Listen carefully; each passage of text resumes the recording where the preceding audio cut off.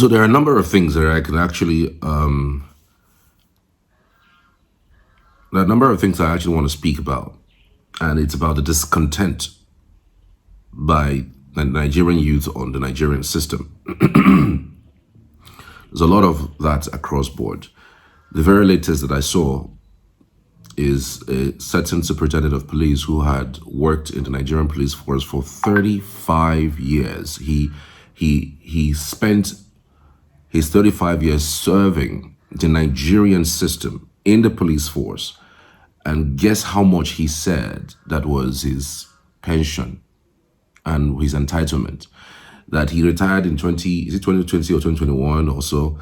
And then when he retired, they didn't pay him anything. And they didn't pay him up until, 2025.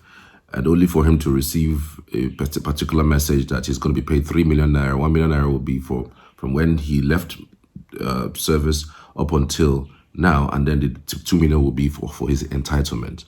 3 million naira, if you put it in context, Nigerian context, it's under $1,800. Yes, under $1,800. It's not even up to $2,000. Yes, that's about it. So if we're to go by the latest exchange rate of 1,006 or 1,550 or so, you're looking at under 1,007, 1,008, as the case may be. That is what someone who served in the Nigerian police force would have made, having worked for 35 years and retired as a superintendent. Listen to him. Let me play back this video for you. I laugh. A retired superintendent of police.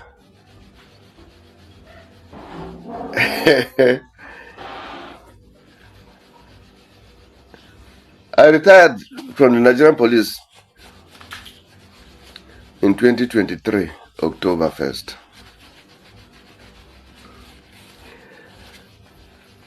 Since then, nothing has been paid to me.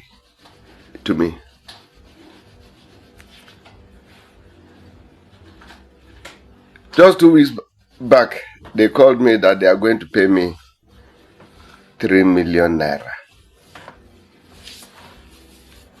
What for? They say that is my pension. Lo and behold, the 3 million naira is not just all the whole pension. That 1 million naira is my arrears for the time, from the time I retired to date. Then 2 million naira is my entitlement.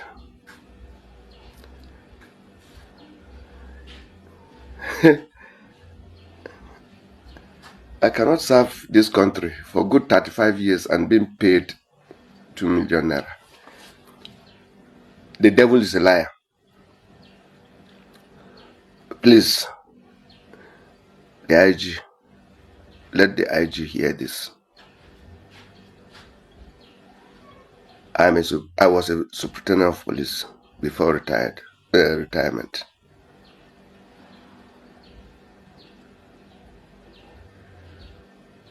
Even if your brother happens to be a police superintendent of police today and he is being asked to take 2 million naira home as a retirement benefit, ask yourself if it will be well. I am not collecting that money. I am not going to collect that money. Let my service be in vain. I don't give a shit. I don't have money. And 2 million naira will not solve or make me being a rich man. It will never. I'm not rich. And because of, I will not, no. wasted all my years thinking that I'll take something home after retirement. All the police will do is to give me 2 million naira. What a shame. And I said, I serve my father's land. I serve my country wholeheartedly.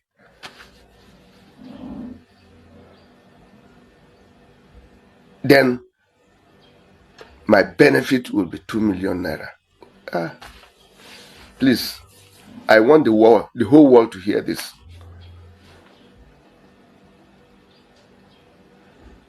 2 million naira. A superintendent of police.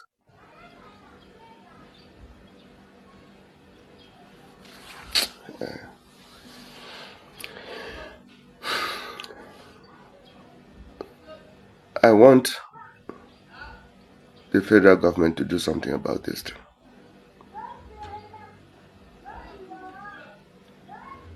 If the federal government will not take action, on my own side, I'll fight my battle the way by myself. I'll fight it the way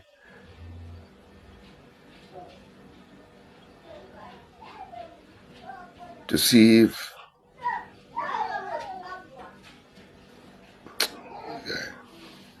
I'll fight it my own way.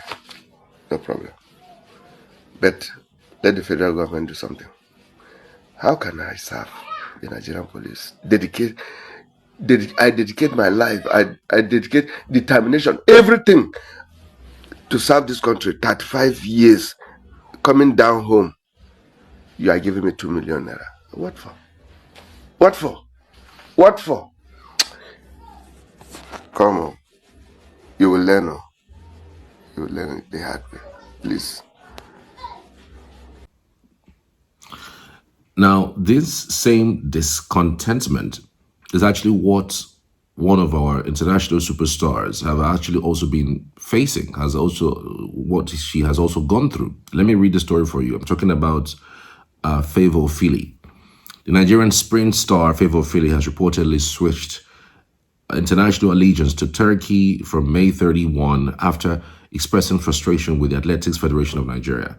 According to veteran reporter Kenny Rayner, sources close to the matter told the TVJ News Center, a Jamaican news outlet, that the 22-year-old athlete informed the Athletics Integrity Unit AIU that her decision was not financially motivated but stemmed from her long-standing dissatisfaction with how Nigerian athletics officials had handled her career. Of course, they'll tell you it is not money related, but trust me, it's part of it.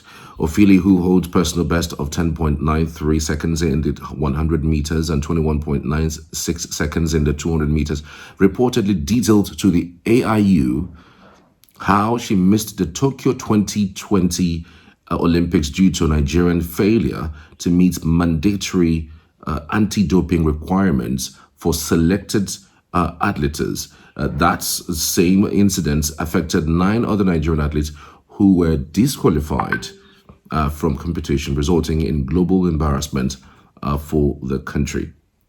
More recently, she was also excluded from the 100-meter event at the Paris 2024 Olympics due to what she described as another administrative oversight by the AFN. Although she ran in the 200 meters and placed 6th in the final, her omission from the 100-meter lineup further deepened her disillusionment with the federation. Though Nigerian sports authorities set up an investigative committee to get to the root of what happened in Paris, there are reports that the recommendation that Ofili should be compensated with $5,000 and a letter of apology were not done. Look at the madness, the disorganization that has caused us embarrassment, and even the country's commitment to its countrymen is even at its lowest ebb. Now, let me talk about first the policeman who retired and only to get 3 million naira from the Nigerian police force after 35 years. You know, every now and then we talk about remuneration because, again, it is somewhat the benchmark of what you get from where you work. And in fact, when you work for a country like Nigeria, you are getting 70,000 naira as minimum wage. That minimum wage was fought for with the life and blood of most Nigerians, because I know there were protests, there were back and forth, there were bikering between the Nigerian government and the Nigerian labor before that minimum wage was moved from 30,000 naira at a time when fuel subsidy had been removed for months. But yet the government waited a year plus before minimum wage was increased. In fact, there's a lot in my head. I don't want to digress a lot, but I just want to focus on this particular matter. So you have people who are the foot soldiers of this country who work their ass off, and they don't get as much compensation as those who are so-called lawmakers. An average lawmaker doesn't take home anything less than a 21 million naira monthly. They tell you, oh, their salary, go and check it, is 1.3 million. Ask them what is their allowances, because the allowances is where the monies come from. I was speaking to one of them recently, and he even brought out the alerts that this is the amount. That they're talking around, I think, between the neighborhood of 850 and 1.2 million. But failed to speak about the allowances. So I said, what about the allowances? The allowances are as the days go by, but that is not static. See, let's be clear. The Nigerian state has failed the Nigerian people in all ramifications. The discontentment around the country is so much and so high that there is absolutely no reason why anybody should be thinking of being a patriotic citizen or maybe carrying the Nigerian project in the head. I mean, look at the way and manner that other countries treat their young ones, their youths. In fact, for the life of me, there will be no reason why an Ofili, somebody like Ofili, who has dedicated her life in putting Nigeria in the map, will be allowed to do this. But look at the response of the Federation. You'll be shocked at the response of the Federation. The AFN, that is the Athletics Federation of Nigeria, is saying that they would not stop her, meaning that they have nothing to say about what she has done, that she should go. That is how low, like they don't see anything bad with somebody. After so many years of discontentment, instead of trying to meet up with the standard that they are asking for, you are telling them to bye-bye. You can now go. Like, we don't really care about you anymore. And so these are the things that you will never see.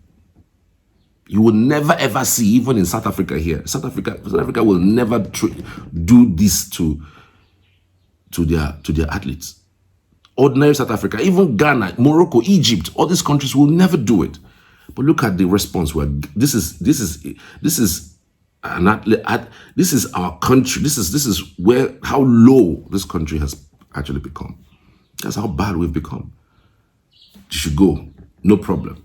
Now, most of you, we had a campaign, an NSAS campaign in 2020, right?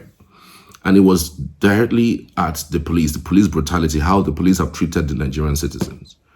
Do you now see how the police man feels about his country? You don't treat people right and expect them to treat you wrong. The measure of what you give them is the measure of what they get.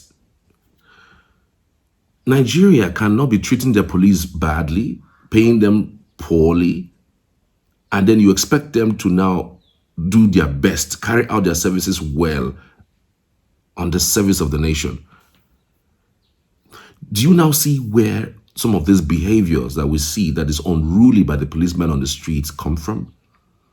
The Nigerian system pays the policeman very poorly, and then he takes that anger of poor payment and poor treatment to the streets of Nigeria to basically deranged.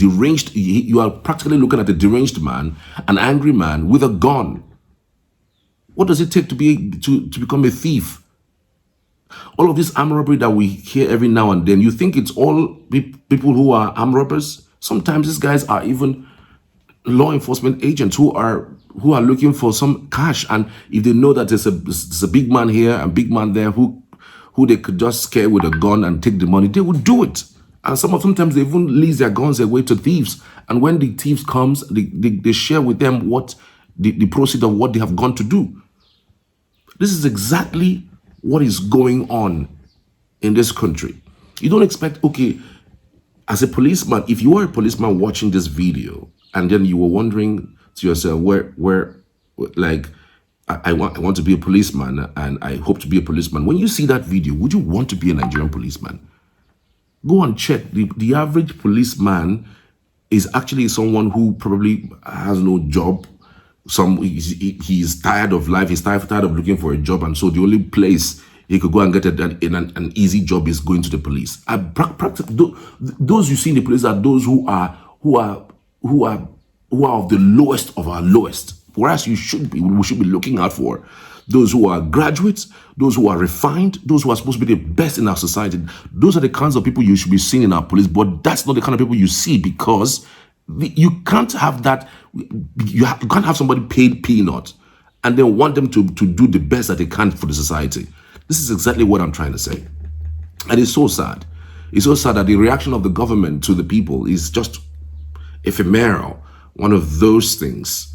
Oh, well, she's gone, so let it be. It's terrifying, really. It's terrifying, and I'm stunned at this reaction. And I really don't know what you think about this development. I would like to hear from you as always. Thank you for watching. See you on the next one.